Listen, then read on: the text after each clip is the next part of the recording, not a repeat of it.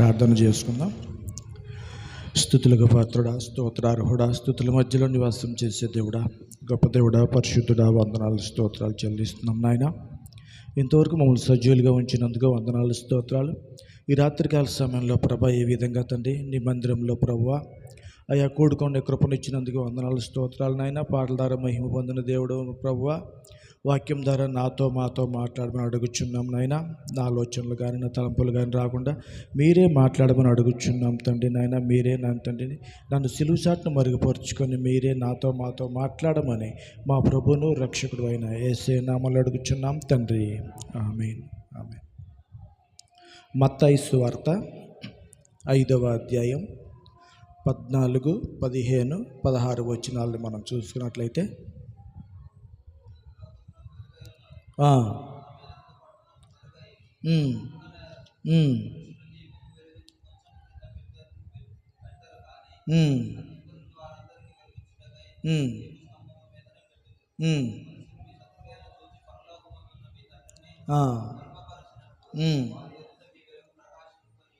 చాలు. ఇక్కడ ఏమని చెప్తున్నాడంటే దేవుడు కొండ మీద ప్రసంగంలో, మీరు లోకమునకు వెలుగై ఉన్నారు, కొండ మీద ఉండు పట్టణము మరుగై ఉండదు. ఎందుకని మనం వెలుగై ఉన్నామంటే ఆయన వెలుగై ఉన్నాడు కాబట్టి, ఆ వెలుగు మనల్ని వెలిగించింది కాబట్టి మనం వెలుగై ఉన్నాం. మన గత జీవితం అంతా కూడా చూసుకున్నట్లయితే చీకటి చీకటి చీకటి, వెలుగు అనేది లేదు. ఎందుకంటే సృష్టి ఆరంభంలో చూసినట్లయితే చీకటి అగాధ జలముల మీద కమ్మున్నప్పుడు, ఈ సృష్టిని చేసే క్రమంలో అంతా చీకటి ఉన్నప్పుడు దేవుడు ఏం చేశాడంటే వెలుగు కలుగునుగాక అని తన వాక్కును పంపించినప్పుడు వెలుగు కలిగింది. వెలుగు మంచిదని చూసి దేవుడు ఏం చేశాడంటే వెలుగును చీకటిని వేరుపరిచాడు. ఆ రెండు అంతకుముందు కలిసే ఉండేవి, కానీ దేవుడు వెలుగు మంచిది, చీకటి కొంచెం మంచిది కాదని ఆ రెండింటిని వేరుపరిచాడు. వేరుపరిచినటువంటి దేవుడు అదేవిధంగా ఆ వెలుగుని దేవుడు పరిశుద్ధాత్మ ద్వారా ఈ లోకంలోనికి యేసుక్రీస్తు రూపంలో వచ్చి, ఈ లోకంలో మన దేవుడు మనకి ఏదైతే ఆదికాండంలో నుండి మానవుడు తొలగిపోయాడో తన జీవితాలని ఆ చీకటిమయం చేసుకొని వెలుగు కోసం అనేక రకమైన ప్రయత్నాలు చేస్తూ వెలుగులోకి వెళ్ళాలి, దేవుడి దగ్గరికి వెళ్ళాలి అని ఆలోచన చేస్తూ చీకట్లోనే ఉండిపోయాడు. అలాగే యేసుక్రీస్తే ఆ వెలుగే శరీరధారిగా ధరించి ఈ లోకంలో మనల్ని వెలిగించటానికి ఈ లోకంలోకి వచ్చింది. ఆ వెలుగు నేర్పించాడు, ఆ విధంగా మనల్ని జీవించమని దేవుడు అడుగుచున్నాడు. కాబట్టి మనం ఈ లోకంలో వెలుగుగా జీవించాలి అంటే దేవుడు ఏ క్రియలనైతే చేశాడో ఆ క్రియలనే మనల్ని చేయమని చెప్పి దేవుడు అడుగుచున్నాడు. మనుషులు దీపం వెలిగించి మంచం కింద కొంచెం కింద పెట్టరు, కానీ వెలిగించుటకే దీపస్తంభం మీద పెడతాడు. దేవుడు ఒక కుటుంబంలో ఒక వ్యక్తిని రక్షించుకున్న తర్వాత ఆ వ్యక్తిని సీక్రెట్గా దాచే దేవుడు కాదు. ఆ వ్యక్తిని బట్టి ఆ కుటుంబానికి వెలుగు రావాలి. కాబట్టి తను చేస్తున్న ప్రార్థనే కావచ్చు, తన ఇదే కాబట్టి దేవుడిలో అతను ఎదుగుతున్నప్పుడు ఏ విధంగా వెదుగుతున్నాడు అనేది తన కార్యాల ద్వారా ఆ కుటుంబానికి తెలియపరిచి, నిజంగా వీళ్ళు ప్రార్థనకి వెళ్తున్నారు కాబట్టి ఆ కుటుంబంలో ఉన్న వెలుగు వాళ్ళకి నెమ్మది సమాధానం అనేది తెలియపరుస్తుంది. అలాగే కొన్ని కుటుంబాల్లో భార్య నమ్ముకుంటే భర్త నమ్ముకోడు.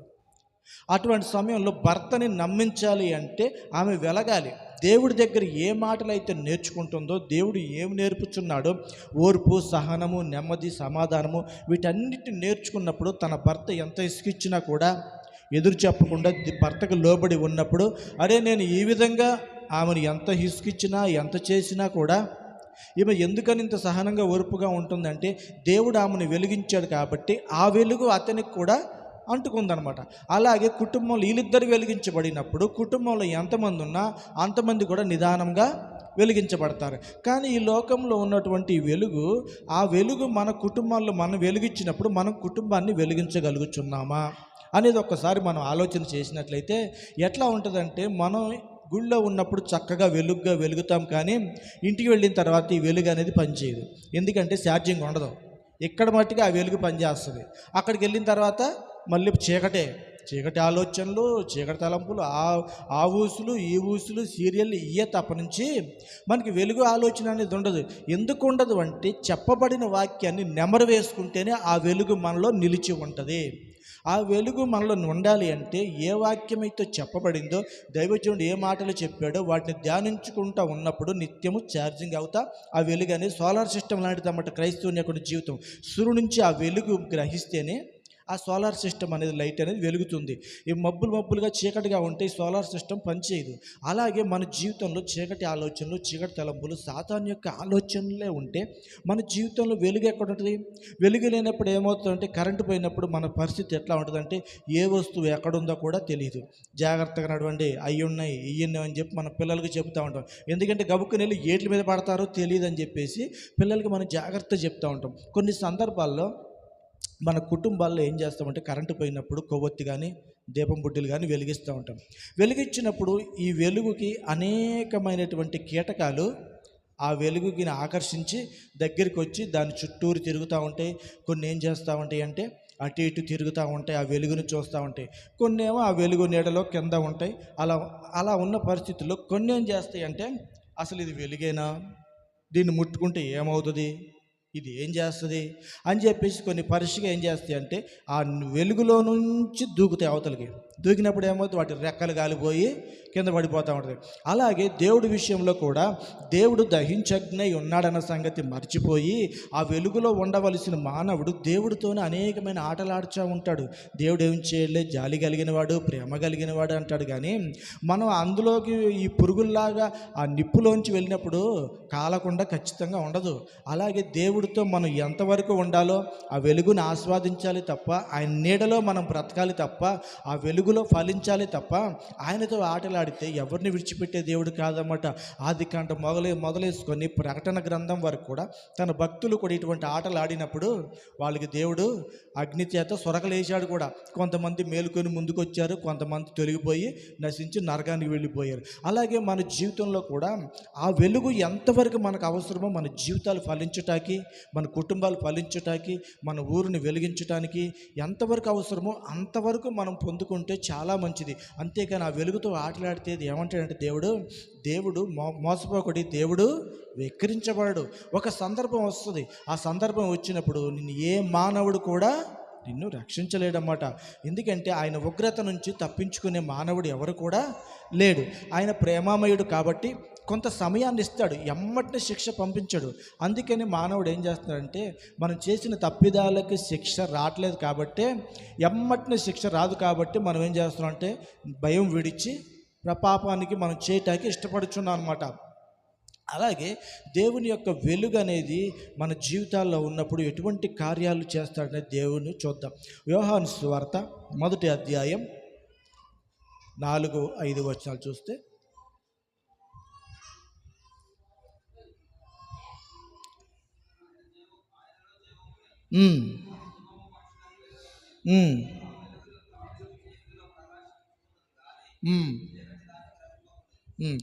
చూసారా, దేవుడు వెలుగై ఉన్నటువంటి దేవుడు, ఆయనలో జీవం ఉన్నది. ఆ జీవము మనుషులకు వెలుగై ఉన్నది.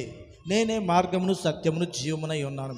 మనం అంతవరకు మన పాపములు బట్టి, మన అతిక్రమములు బట్టి మనం చచ్చిన వారై ఉండగా, క్రీస్తు యొక్క ఆయన మరణ పునరుద్ధానములను బట్టి మనకి వెలుగు వచ్చింది. ఆ వెలుగు ఎటువంటి వెలుగు అంటే జీవపు వెలుగు.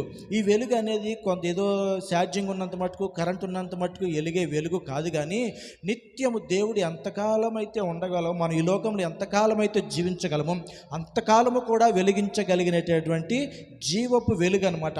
ఈ వెలుగుని విడిచిపెట్టి మానవుడు ఏం చేస్తున్నాడంటే ఛార్జింగ్ లైట్లని, అనేకమైన వాటిని వాడుకుంటున్నాం. ఏమిటే ఛార్జింగ్ లైట్లు అంటే, దేవుని యొక్క వాక్యాన్ని విడిచిపెట్టి కల్పనా కథల వైపు, ముసలమ్మ ముచ్చట్ల వైపు, వాళ్ళు అట్ట అంట కదా, వాళ్ళు పెద్ద అంట కదా, వాళ్ళు బాగా అంట కదా అని వాళ్ళను ఫాలో అవుతున్నాం తప్ప, ఈ వెలుగుని విడిచిపెట్టేసి సూర్యుని విడిచిపెట్టి చంద్రుని వెంబడించినట్టు ఉంటుంది. చంద్రుని వెలుగు నిజమైన వెలుగు కాదు.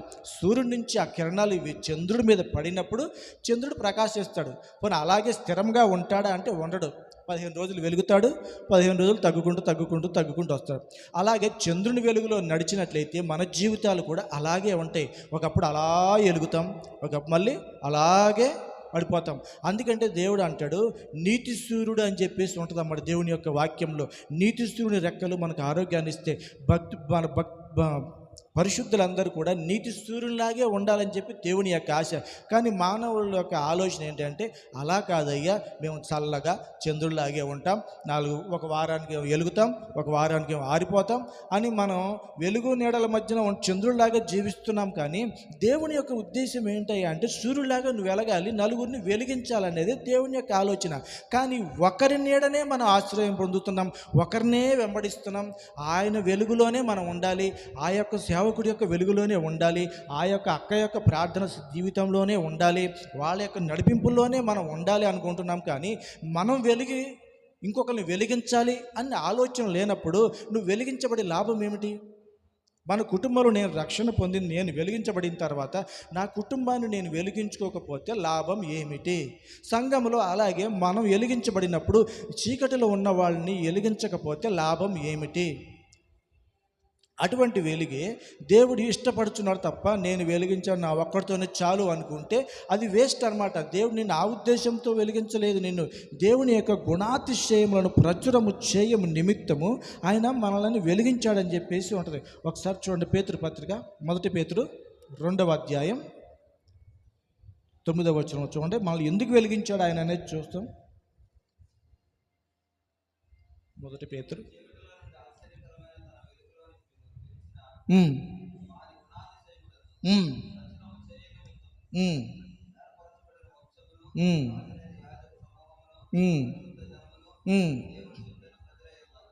చాలు.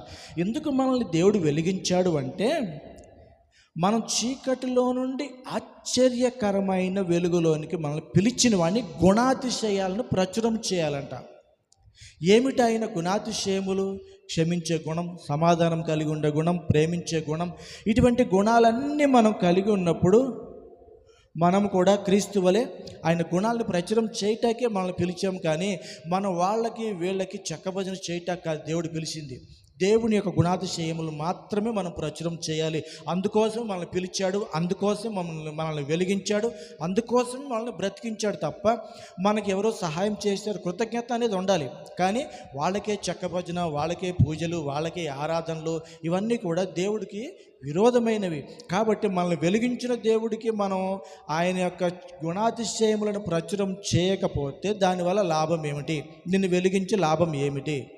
నువ్వేదో ఈ లోకంలో వాళ్ళకి వీళ్ళకి అలా ఉంటారంటే అలాగే ఉండు, దానివల్ల నీకు లాభం ఉండదు. నీ జీవితంలో వెలుగు కార్యాలు ఇవి కూడా తొందరగా జరగవు. నువ్వు వెలుగును అనుసరించినప్పుడు దేవుని యొక్క కార్యాలు, ఆయన యొక్క వెలుగు ధారాళంగా మన జీవితంలో ఉన్నప్పుడు ప్రతిదీ ఎంత కష్టమైనా కూడా ప్రార్థన చేసినప్పుడు కొన్ని కష్టాల్లో కూడా దేవుడు మార్గాన్ని ఏర్పరిచి కష్టమైన కార్యాలను కూడా సులువుగా తొందరగా చేయగలడు. నువ్వు వెలుగును అనుసరించకుండా చంద్రుణ్ణి అనుసరిస్తున్నప్పుడు ఏమవుతుందంటే ఆ వెలుగు అటు వచ్చి అటు నుంచి ఇటు రావాలి, రికమెండేషన్లు పడతాయి. రికమెండేషన్లతో అనేది చాలా టైం పట్టుద్ది కూడా. నువ్వు డైరెక్ట్గా దేవుడితో మాట్లాడి దేవుడికి ప్రార్థన చేసినప్పుడు డైరెక్ట్గా మన వద్దకే దేవుని యొక్క కార్యాలు జరుగుతాయి. ఒకరిని బట్టి మనం ఆధారం చేసుకొని ఉన్నప్పుడు అనేకమైన మన జీవితాల్లో కొన్ని కార్యాలు జరగడానికి ఆలస్యం అవుతుంది. మన ప్రార్థన కూడా ఆలస్యంగా దేవుడి సన్నిధికి చేరుతుంది అనేది దేవుని యొక్క లేఖనాలు తెలియపరుస్తున్నాయి. అలాగే దేవుని యొక్క మాటలను మనం జాగ్రత్తగా చూసుకున్నట్లయితే వెలుగు సంబంధులు అని మనకు ఎలా తెలుసుద్దండి? మనం ప్రార్థన చేసుకుంటున్నాం, వాక్యం చదువుకుంటున్నాం, అందరితో బాగానే ఉంటున్నాం కదా. మనం వెలుగు సంబంధులమని ఎలా మనకు తెలుసు అంటే 1 యోహాను పత్రికలో చూసినట్టయితే మేము ఆయన వలన విని మీకు ప్రకటించు వర్తమానం ఏదనగా దేవుడు వెలుగై ఉన్నాడు, ఆయనందు చీకటి ఏమాత్రం లేదు, ఆయనతో కూడా సహవాసం గలవారమని చెప్పుకొని చీకటిలో నడిచిన ఎడల మన అబద్ధమాడుచు సత్యమును జరిగింపకున్నాము. అయితే ఆయన వెలుగులోనున్న ప్రకారము మనమును వెలుగులో నడిచిన ఎడల మనము అన్యోన్య సహవాసం గలవారమై యుందుము. అప్పుడు ఆయన కుమారుడైన యేసుక్రీస్తు రక్తము ప్రతి పాపము నుండి మనలను పవిత్రునిగా చేయును.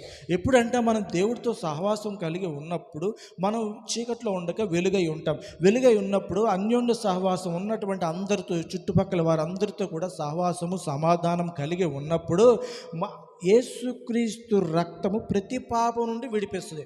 అంతే తప్ప నీ ఇష్టానుసారంగా నువ్వు జీవించి, లోకానుసారంగా జీవించి యేసు రక్తం ప్రతి పాపము నుండి విడిపించినంటే అయ్యా దేనికి పనిచేయదు నాయనా, ఇది లిస్టులో లేదు బాబు, సారీ నాయన అని దేవుడు అంటాడు. ఎందుకంటే ఆయన లిస్ట్ ఇచ్చాడు. ఆ లిస్టు ప్రకారం వెళ్తేనే షరతులు వర్తిస్తాయి. ఇప్పుడు మనం ఏది కొన్నా కూడా షరతులు వర్తిస్తాయి అని చెప్పి అంటున్నాడు. అలాగే యేసు రక్తం కూడా ప్రతి పాపం నుండి నన్ను విడిపించాలి అంటే దేవుడు చెప్పినటువంటి నేను అన్యోన్య సహవాసం కలిగి అందరితో సమాధానం కలిగి చీకటి కార్యాలను విసర్జించినప్పుడు ఆయన రక్తము ప్రతి పాపం నుండి నన్ను విడిపిస్తుంది. అంతే తప్ప నుంచి ప్రతి పాపం నుంచి నన్ను విడిపిస్తుంది అని చెప్పేసి నేను లోకానుసారంగా జీవిస్తూ స్నేహితులతో బంధువులతో అందరితో ద్వేషంగా ఉండి సమాధానంగా లేకుండా ఉంటే ఆయన రక్తము అక్కడ పని చేయదు. కాబట్టి మనం దేవుని యొక్క లేఖనాలని స్పష్టంగా చదివితేనే కొన్ని విషయాలు మనకు అర్థమవుతాయి. అంతే తప్ప నుంచి దేవుని యేసు రక్తం ప్రతి పాపం నుండి విడిపించునని చెప్పేసి మన లోకానుసారంగా జీవిస్తూ మన స్నేహితులను బంధువులను అందరితో ఎడముగా ఉంటూ స్వార్థపూరితమైన జీవితంలో మనం ఉన్నంటే ఆయన రక్తము పని చేయదన్నమాట. ఎందుకంటే యేసుక్రీస్తు ఈ లోకంలో బ్రతికినప్పుడు కూడా విశ్వాసం కలిగిన వారికి ఆయన ఎక్కువ కార్యాలు చేయటానికి ఇష్టపడ్డాడు, కానీ అవిశ్వాసం వలన కొన్ని కార్యాలు ఆయన కూడా చేయలేదు. ఎందుకని? అవిశ్వాసం వలన కార్యాలు జరగవు. అది దేవుడే యేసుక్రీస్తు స్వయాన ఆయన జీవితంలో జరిగినటువంటి కార్యాలు. అలాగే రక్తము కూడా ఆయన ఏ లేఖనాలనైతే ఇచ్చాడో ఆ విధంగా ఉంటేనే మన పాపాలు క్షమించబడతాయి తప్ప మనకు స్వస్థత అనేది త్వరగా వస్తుంది. కానీ మన ఇష్టానుసారంగా ఉంటే ఆ పాపములు క్షమించబడవు, స్వస్థత కూడా త్వరగా రాదు. నువ్వు ఎంత ప్రార్థన చేసినా లాభం లేదు. ఎందుకంటే నీ సహోదరుని ద్వేషించే నువ్వు నరకానికి పాత్రుడు అని చెప్పి దేవుని యొక్క వాక్యం తెలియపరుస్తుందన్నమాట. ఎందుకంటే మన సహోదరుని ప్రేమించకపోతే మనం నరకానికి పాత్రులం అవుతాము. కాబట్టి యేసుక్రీస్తు ప్రభువారు చెప్తున్నది ఏంటంటే మనం వెలుగునే ఎందుకు వెంబడించాలి అని ఆలోచన చేస్తే, ఒకసారి చూడండి, నా వెనకాల నీడ పడుతుంది. వెలుగు నా మొహం మీద పడినప్పుడు నీడ నా వెనకాలకు వెళ్ళింది. అలాగే మన దేవుని వైపు తిరిగినప్పుడు మన పాపాలు మన దోషాలు అన్నీ కూడా మన వెనకనుంటాయి. దేవుడు అంటాడు, మీ పాపాలని దోషాలను నేను జ్ఞాపకం చేసుకోను అని చెప్తాడు. అవన్నీ వెనకకి వెళ్ళిపోతాయి. అదే వెలుగు సూర్యుడు నెత్తి మీద ఉన్నప్పుడు మన నీడ మన కాళ్ళ కిందకు వస్తుంది. ఎదురుగా ఉన్నప్పుడు వెనక్కి వెళతాయి. ఆ వెలుగు నెత్తి మీద ఉన్నప్పుడు నీడ అనేది కింద ఉంటుంది. మన పాపాలన్నీ మన కింద ఉంటాయి. దేవుడు జ్ఞాపకం చేసుకోడు. అదే నేను వెనక తిరిగినప్పుడు నీడ నా ముందు నడుస్తుంది.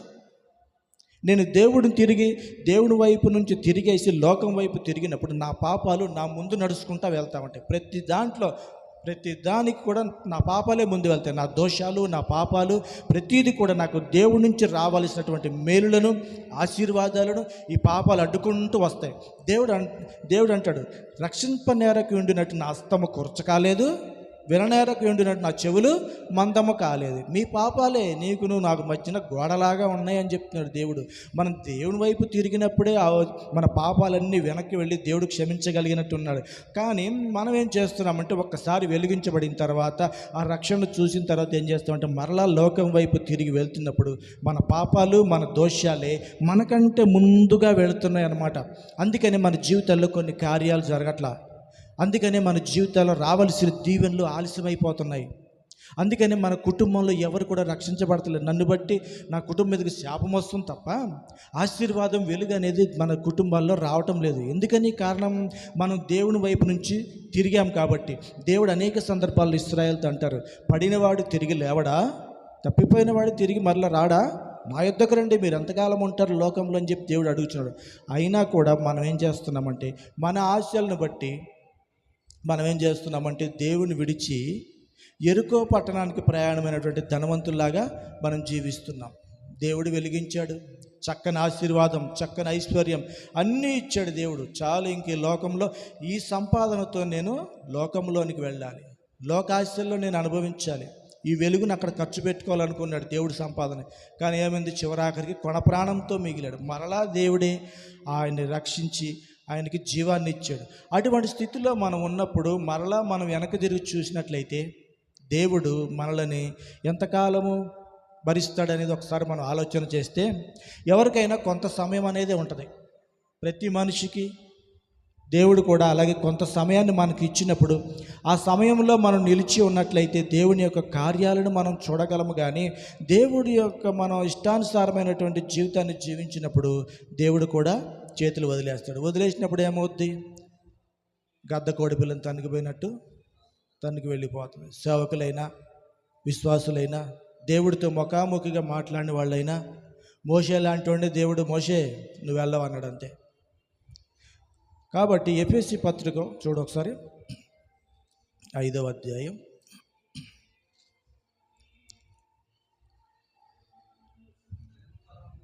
8, 9, 10. అదే ఉమ్, ఉమ్, ఉమ్, ఉమ్, ఉమ్, ఉమ్, ఉమ్, ఉమ్, చాలు. చూసారు ఇక్కడ దేవుడు ఏమని తెలియపరుస్తున్నాడంటే, పూర్వము మీరు చీకటి అయి ఉంటిరి, ఇప్పుడైతే ప్రభువునందు వెలుగై ఉన్నారు. ప్రతి ఒక్కరం కూడా ఒకానొక సమయంలో మనకి దేవుని గురించి తెలియనప్పుడు ఆ అజ్ఞానపు చీకటిలో మనం జీవించాం. దేవుని యొక్క ప్రేమను బట్టి దేవుడు మనల్ని రక్షించుకొని తన వెలుగుతో మనలను వెలిగించాడు. వెలిగించినప్పుడు, వెలిగించిన తర్వాత వెలుగు ఫలాలే మనం ఫలించాలి. కానీ ఇంకా చీకటి సంబంధమైనటువంటి కార్యాలు మనల్ని చూస్తే ఎలా ఉంటుందంటే, మనం యేసుక్రీస్తులో మన గత జీవితాన్ని చంపివేసి మనం నూతనంగా జన్మించిన వాళ్ళం. చచ్చిపోయిన వాడు కల్లోకి వస్తే ఏమంటాం? చీకటి కనపడుతుందండి అయ్యగారండి, మా తాత చచ్చిపోయాడు కనపడుతున్నాడు, చీకటి కనపడుతుందండి అంటాం. చచ్చిపోయిన వాడు బతికొస్తే చీకటితో సమానం. అటువంటిది చీకటి కార్యాలను చేస్తుంటే మనం చేసే కార్యాలు ఏం కార్యాలు? దయ్యపు కార్యాలు, చీకటి కార్యాలు. దానివల్ల నష్టమా లాభమా అంటే నష్టమే. మన వెలుగు జీవితానికి కూడా ఎంతో నష్టం కలిగిస్తాయి. కాబట్టి దేవుని యొక్క వెలుగు ఫలము ఏమిటి? సమస్త విధములైన మంచితనం, నీతి, సత్యమును వాటిలో కనబడుచున్నది. మంచితనం అనేది వెలుగు ఫలం. నీతిగా జీవించాలి, సత్యములో మనం వాటిని కనబడుచున్నది. కాబట్టి దేవుడు ఏ విధంగా చెప్పి ఉన్నాడో ఆ విధంగానే నీతిగా, నిజాయితీగా, సత్యముతో నడుచుకోవాలి. కొంతమంది జీవితాలు ఎలా ఉంటాయంటే, వెలిగించవలసినటువంటి జీవితాలు కొంతమంది కుటుంబాలని అంటించేస్తున్నాయి, తగలబెట్టేస్తున్నాయి. వెలుగు ఎంతవరకు అంతవరకే ఉండాలి, కానీ కొంతమంది జీవితాలను కాల్చివేస్తున్నారు, తగలబెట్టేస్తున్నారు కుటుంబాలతో సహా. ఇది నిజమా? వెలిగించబడిన వాళ్ళే వెలిగించాల్సింది పోయి అంటించేస్తున్నారు. జీవితాలు నాశనం అయిపోతున్నాయి, కుటుంబాలు నాశనం అయిపోతున్నాయి. మనల్ని వెలిగించిన దేవుడు అందుకోసం తగలబెడతానిక కాదు కదా, వెలిగించడానికి దేవుడు మనల్ని ఇచ్చింది. కానీ 100% నేను టాపి పని చేస్తాను కాబట్టి, ఇల్లు తిరుగుతూ ఉంటాం కాబట్టి, ఎక్కువ శాతం క్రైస్తవుల్లో తగలబెట్టేవాళ్ళే కానీ వెలిగించేవాళ్ళు చాలా తక్కువ కనపడుతున్నారు. చాలా తక్కువ, తగలబెట్టేవాళ్ళు ఎక్కువ. కాబట్టి ఈ తగలబెడతాం మూలాన కుటుంబాలు తగలబడిపోతున్నాయి, దేశాలు తగలబడిపోతున్నాయి, ఊర్లు కూడా తగలబడిపోతున్నాయి. అందుకు కాదు మనల్ని దేవుడు తగలబెడటానికి కాదు, వెలిగించటానికి. తగలబడిపోయే వారిని ఆర్పి మనం వెలిగించాలనేది దేవుని యొక్క ముఖ్య ఉద్దేశం. వాళ్ళు ఏం చేస్తారంటే, ఇది నిజమా? దేవుని వాక్యంలో నుంచి కొన్ని వాక్యాలు తీసి తగలబెట్టేస్తున్నారు. దేవుని వాక్యాలని అర్థం కానప్పుడు ప్రార్థన చేయాలి. ప్రభువా, ఈ వాక్యానికి సంబంధం ఏంటి నాయనా? ఇది ఎందుకు రాపించావు ప్రభా? నా మట్టి బుర్రకు అందట్లేదు నాయన అని ప్రార్థన చేయాలి. అంతేకాని ఇదే నిజం అని చెప్పేసి అందరి మీద వాళ్ళు కాలిపోతున్నారు. ఎందుకు పనికిరాని వాళ్ళు అవుతున్నారు? కాబట్టి మనకు తెలిసిందే సత్యం అనుకోవటం అజ్ఞానం. ఈ దేవుణ్ణి అడగాలి. ఈ పరిశుద్ధాత్మ దేవుని ద్వారా రాయించబడినటువంటి గ్రంథాన్ని అర్థం కానప్పుడు పరిశుద్ధాత్మ దేవుణ్ణి అడిగితేనే చెప్తాడు.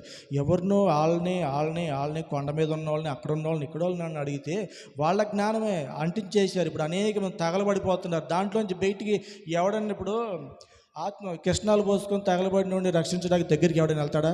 ఎవడైనా చేయి తాండి కూడా లాక్కెళ్ళిపోతున్నారు. ఆడు కూడా అంటుకుపోతున్నాడు. ఎంతమంది వెళ్తే అంతమంది బయటికి లాగలేకపోతున్న పరిస్థితులు ఉన్నాయన్నమాట ఈ లోకంలో. ఇది నిజమా? దేవుణ్ణి అడగాలి. మేము హెచ్డీలు చేసాం, పిహెచ్డీలు చేసాం, అవి చేసాం, ఇవి చేసాం, అంత లోక జ్ఞానం, దేవుని జ్ఞానం కాదు. దేవుని జ్ఞానం ఏంటయ్యా అంటే, శిష్యులు ఏ విధంగా ప్రార్థన చేసి పొందుకున్నారు, అపోస్తులైన పౌలు ఏ విధంగా ప్రార్థన చేసి దేవుడి యొద్ద నుంచి పొందుకొని ఆయన ఏ విధంగా అనేక మందిని వెలిగించాడు. ఒకటిగా చీకట్లో ఉన్న వాళ్ళని అనేకమైనటువంటి గ్రామాలు, అనేకమైన దేశాలు తిరిగి ఆయన ఎన్నో ప్రయాసాలు పడి అనేక మందిని వెలిగించారు. ఆ వెలుగు నేడు ప్రపంచం అంతా కూడా వెలిగించబడుతుంది. కానీ మనం ఏం చేస్తున్నాం? ఆ వెలుగులో ఉండే మనము అనేక మందిని తగలబెడుతున్నాం. మనం వెలిగించామనుకుంటున్నాం, కానీ వాళ్ళు కాలిపోతున్నారు జీవితాల్లో. ఒకసారి మనకు ఆలోచన చేయాలి. మనకు తెలిసిన వాక్యమే వాక్యం కాదు, మనకు తెలియంది చాలా మర్మాలతో కూడినటువంటి వాక్యం. కాబట్టి మర్మాలు బయలుపరిచే దేవుడిని దానియేలు ఏ విధంగా అడిగాడో ఆ విధంగా అడిగినప్పుడు ప్రతిదీ కూడా ఆయన చెప్పడానికి ఇష్టపడతాడు. ఆయన మొత్తం దాచుకొని కనుక్కోండి చూద్దాం, చెప్పుకోండి చూద్దాం అనే దేవుడు కాదు. మనకు సమీపంగా ఉండి నీకు అర్థం కాని విషయం ఏదైనా ఆయన పాద సన్నిధిలో ఉన్నప్పుడు ఖచ్చితంగా తెలియపరిచి ఆయన యొక్క వెలుగులో నువ్వు వెలగై అనేక మందిని వెలిగించాలనేదే దేవుని యొక్క ఆశ. మొన్న మనం అరకు వెళ్ళాం. ఎందుకని అంత దూరం వెళ్ళామంటే దేవుని యొక్క వెలుగు ఒక చాట కుదురుగా ఉండనివ్వదు. సూర్యుడు తూర్పున ఉదయించి పడమరని ఎలాగో అస్తమిస్తాడో దేవుడి చేత వెలిగించబడిన వాడు ఒక ప్రాంతంలోనే ఒక వీధిలోనే ఉండాలని ఇష్టపడరు. వాళ్ళు దేవుడు ఎటు పంపిస్తే అటు వెళ్ళాలి, అక్కడ వాళ్ళని వెలిగించాలి. సత్యము, నీతి, న్యాయము, సహాయము చేయమని దేవుడు ఏ విధంగా చెప్పాడో ఆ విధంగా కొన్ని కార్యాలు చేస్తేనే ఆ వెలుగు ప్రకాశిస్తుంది. మన యొక్క వెలుగుని బట్టి దేవుణ్ణి మహిమపరుస్తారు వాళ్ళు. ఇదిగో వీళ్ళు వెలిగించబడిన వాడు, దేవుని చేత వెలిగించబడిన వాళ్ళు, అందుకని వీళ్ళు ఈ విధంగా సహాయం చేస్తున్నారు, ఈ విధంగా మనకు మెడిసిన్ ఇచ్చారు, ఈ విధంగా బట్టలు ఇచ్చారు, ఈ విధంగా ఆహారం పెట్టారని చెప్పేసి మన నీతిని వెలగనీయాలని చెప్పేసి మత్తయి సువార్తలో దేవుడు చెప్తున్న మాటని ఒక్కసారి మరలా చూడండి. 16వ వచనం, మనుష్యులు మీ సత్క్రియలను చూచి పరలోకమందున్న మీ తండ్రిని మహిమపరిచినట్లు వారి ఎదుట మీ వెలుగును ప్రకాశింపనియండి. ఎలా ప్రకాశిస్తుంది అంటే ఇటువంటి కార్యాలు చేసినప్పుడే, పేదవారిని హక్కును చేర్చుకున్నప్పుడే, దిక్కులేని వారికి ఆహారం పెట్టినప్పుడే, ఆకలితో ఉన్న వాళ్ళకి చేసినప్పుడే ఏ దేవుని మహిమపరుస్తాయన్నమాట. అయ్యా మీరు ఎందుకు ఈ కార్యాలు చేస్తున్నామంటే మేము నజరేయుడైన యేసుని బట్టి ఆ ప్రేమను బట్టి మేము చేస్తున్నామమ్మా అని మేము చెప్పినప్పుడు అనేక మంది సంతోషపడతారు. 100 మందిలో ఒక్కరు రక్షించబడినా దేవుడు ఎంతో సంతోషపడతాడు. ఇన్ని వేల రూపాయలు డబ్బులు ఖర్చు పెట్టి చేస్తున్నాము అంటే కారణం మనల్ని వెలిగించిన ఈ వెలుగు కుదురుగా ఉండనివ్వదు. వెళ్ళండి వెళ్ళండి వెళ్ళండి, పలానా చాట నా ప్రజలు నశించిపోతున్నారు, పలానా చాట ఆకలితో అలమటిస్తున్నారు, వెళ్ళాలి, మీరు వెళ్ళాలి, ఉంటే కుదరదని చెప్పేసి దేవుని యొక్క ఆత్మ వాళ్ళని కుదురుగా ఉండనివ్వదు. వెళ్ళండి వెళ్ళండి అని నడిపిస్తూ ఉంటుంది. కాలి నడకన వెళ్తున్నారు అడవిలో, కొండలు, లోయల మధ్యన. మనం ఇక్కడ మనం వెలిగించే వెలుగు చాలా తక్కువ, కానీ వాళ్ళు కొండల్లో, లోయల, అడవుల మధ్యన, ఆడ భాష జనాన్ని మధ్యన వాళ్ళ యొక్క పరిచర్యను చూస్తే మాకు చాలా ఆశ్చర్యం వేసింది, ఆనందం వేసింది. మనం చేసేది చాలా తక్కువ, 100లో 1% చేస్తున్నామేమో, కానీ వాళ్ళు ఎంత కష్టపడుతున్నారు అనేది వెళ్ళిన తర్వాతే మాకు అర్థమైంది అనమాట వాళ్ళ జీవితాలు ఏ విధంగా ఉన్నాయి అనేది. కాబట్టి మనం కూడా ప్రతి ఒక్కరం కూడా మనల్ని వెలిగించిన ఈ వెలుగును బట్టి అనేక మందిని వెలిగించడానికి ప్రయత్నం చేయి. వెలిగించలేదా కాముగా ఉండు, కానీ తగలబెట్టమాక, కుటుంబాలను తగలబెట్టమాక, సంఘాలను తగలబెట్టమాక. నీకున్న ఆలోచనను బట్టి, నువ్వేదో నేర్చుకున్న దాన్ని బట్టి కాకుండా దేవుడు ఏమి చెబుతున్నాడు దాని ప్రకారంగా వెళ్ళినప్పుడే వెలిగించబడతారు తప్ప, లేకపోతే మన ఇష్టానుసారంగా మనం చెప్తే, మన సొంత ఆలోచనలు బట్టి, శరీరానుసారమైనటువంటి బోధనలను బట్టి అయితే ఆ కుటుంబాలు తగలబడిపోతాయి, ఆ సంఘాలు తగలబడటమే తప్ప వెలుగు అనేది ఉండదు. ఎందుకంటే దేవుడి వాక్యం వెలిగించేది. ఈ అగ్ని కాకుండా వేరే అగ్ని ఏది తెచ్చినా కూడా దేవుడు యాక్సెప్ట్ చేయడు. ఎందుకంటే ధర్మశాస్త్రంలో ఉంది, దేవుని యొక్క మందిరంలో పెట్టాల్సిన ఆ అగ్ని అక్కడే ఉండాలి. ఇంకొక అగ్ని చేత వెలిగిస్తే దహించి వేస్తుంది. మనం అనుకుంటాం నాకేం కావట్లేదండి, ఇదే సత్యం అనుకుంటాం. ఆయన ఇప్పుడు కృపా సింహాసనం మీద ఉన్నాడు కాబట్టి ఎన్ని చేసినా చెల్లుబాటు అవుతుంది. అదే ఆయన ధర్మశాస్త్రం ప్రకారం న్యాయము, ధర్మము అనే ఆ సింహాసనం మీద ఉన్నట్టయితే కంటికి కన్ను, పంటికి పన్ను, బూడిదైపోయేవాళ్ళు అన్నమాట. అలాగే 250 మందిని మోషే మీరందరూ కొంచెం పక్క తప్పుకోండి అని చెప్పేసి అన్య అగ్ని తీసుకొచ్చిన వారిని దహించి వేసిందంట ఈ అగ్ని. కాబట్టి మనం అటువంటి వారం కాకుండా దేవుని యొక్క వాక్యమే ఈ అగ్నిని మట్టుకే మనం వెలిగిద్దాం, ఈ అగ్నిని మట్టుకే మనం మోసుకు వెళదాం తప్ప నుంచి ఎవరో చెప్పిన అగ్ని మనకు అవసరంలా. దేవుడు ఏం చెప్తున్నాడో ఈ అగ్ని, పరిశుద్ధ అగ్నిని మట్టుకే మనం ప్రచురం చేస్తే చాలు, కార్యాలు జరుగుతాయి. సూర్యుని వెలుగులోనే సమస్త జీవకోటికి ప్రాణం ఉంది. చెట్లు, మనుషులు, పక్షులు, జంతువులు అన్నీ కూడా ఆ వెలుగు నుంచే ఆహారాన్ని పొందుతున్నాయి. చంద్రుని వెలుగులో చాలా తక్కువ. ఇప్పుడు మనం ఈ లైట్లు వేసుకుంటాం, ఈ లైట్ పంటలో మనం ఎన్ని రకాల పంటలు మనం పండించగలమయ్యా అంటే చాలా తక్కువ, పండించలేం. సూర్యుని వెలుగులోనే అత్యధికమైనది. సూర్యుని వెలుగు లేకుండా ఉంటే మన శరీరంలో కూడా కొన్ని విటమిన్స్ లోపాలు వస్తాయి. ఆ వెలుగులో దొరికే విటమిన్స్ వేరే ఉంటాయి. అలాగే మనం కూడా దేవుని యొక్క వెలుగులో ఉన్నప్పుడు ఎండైనా వానైనా కష్టమైన ఈ వెలుగుని మనం దహించగలిగిన పరిశుద్ధాగ్నిని మనం తీసుకెళ్ళినట్టయితే ఈ వెలుగే వెలుగు, నిజమైన వెలుగు. కానీ వెలుగుదూత కూడా, సాతాను కూడా వెలుగుదూత వేషం వేసుకొని అనేక మందిని మోసం చేస్తున్నాడు. ఈ వెలుగు ఎలా ఉంటుందంటే గమ్యస్థానం చేర్చదు. ఈ వెలుగు గమ్యస్థానం చేర్చదు, కానీ మనల్ని నట్టేట ముంచేటటువంటి వెలుగు అన్నమాట ఈ అపవాది వెలుగు. అందుకే వెలుగుదూత వేషంలో ఉన్న వారిని మనం గ్రహించుకున్నట్లయితే వెలుగుదూత ఎవరో, దేవుని యొక్క వెలుగేదో మనం వాక్యపు వెలుగులో మనం పరిశీలన చేసుకున్నప్పుడు వెలుగుదూత వెలుగుల్ని మనం ఫాలో అవ్వాల్సిన అవసరం లేదు. దేవుని వెలుగులోనే ప్రతీది కూడా స్పష్టత కనపడుతుంది, స్పష్టంగా అన్నీ కనపడతాయి సూర్యుని వెలుగులోనే. ఇంకా ఏ వెలుగులో కూడా కింద ఏమున్నాయో కూడా మనకు కనపడవు. కాబట్టి దేవుని యొక్క వెలుగైనటువంటి వాక్యాన్ని మనం ప్రచురం చేద్దాం. మనల్ని వెలిగించినటువంటి దేవుని యొక్క పరిశుద్ధ గ్రంథం, అలాగే దేవుని మాటలను బట్టి మనం అనేక మందిని వెలిగించడానికి ప్రయత్నం చేద్దాం. దేవుడు మనల్ని ఈ చిన్న వాక్యం దీవించును గాక.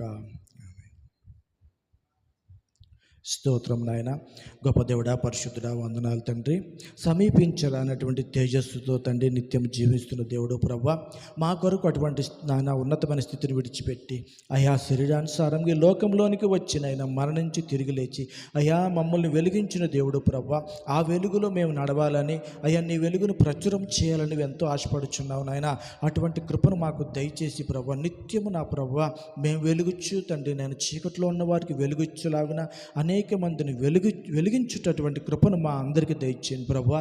మే తండ్రి నాయన మేము ఒక టీముగా కూడుకొని ప్రభువా నీ సేవలో ప్రభువా నాయన అనేకమైనటువంటి కార్యాలు చేస్తున్నప్పుడు నాయన వాటిని బట్టి నా ప్రభువా నాయన అయ్యా నీ వెలుగును వెలిగించినప్పుడు అనేక మందికి నాయన రక్షించి సహాయము చేసి మేలు చేయమని మా ప్రభువును రక్షకుడు అయిన యేసయ్య పరిశుద్ధ నామములో అడుగుచున్నాం తండ్రి.